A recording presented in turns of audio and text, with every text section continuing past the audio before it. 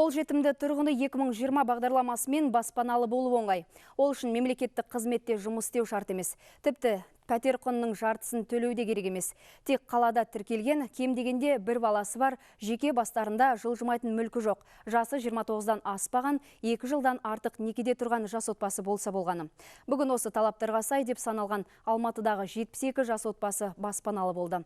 Су жаңа пәтер оларға қаланың солтүстік батыс бөлігіндегі Алғабас шағын ауданынан берілді. Алматыда жас отбасыларды қолжетімді тұрғын үймен қамтамасыз ету былтыр басталды. Мемлекет қазынасынан 1 миллиард қаржы бөлініп, алғашқы 3 үй салынды. Бүгін алғашқы 72 отбасыға пәтер кілттері табысталды. Енді тәуелсіздік күні қарсаңында 144 шаңырақ жаңа баспанаға кіреді. 216 пәтер биыл тапсырылады. Келесі жылы 376 пәтер тапсырылады. Жалпы кезекке тұрған жастардың саны, жас отбасылардың саны 1000-ға жуық. Бағдарлама 20 жылға дейін белгіленген.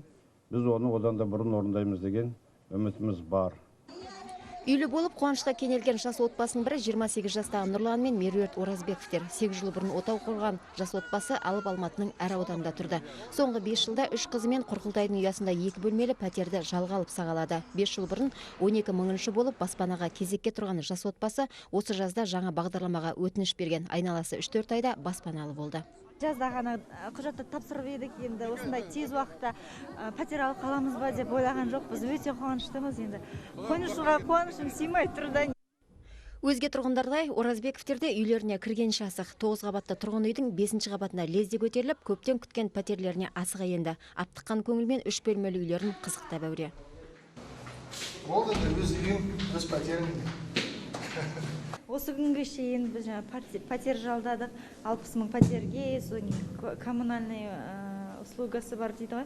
Соны бір 80 мыңдай ақша төлейтінбіз. Айына 25 мың теңгеден осы 3 бөлмелі пәтерге Жилстройсбербанкқа төлеп, 15 жылдың ішінде өзіміздің жекеменшік үйімізге айналдырып аламыз. Бүгін 72 шаңырақтың қай-қайсысы да қуаныш құшағында. Көршілер бір-біріне құтты қоныс айтысып, шашу шашысты.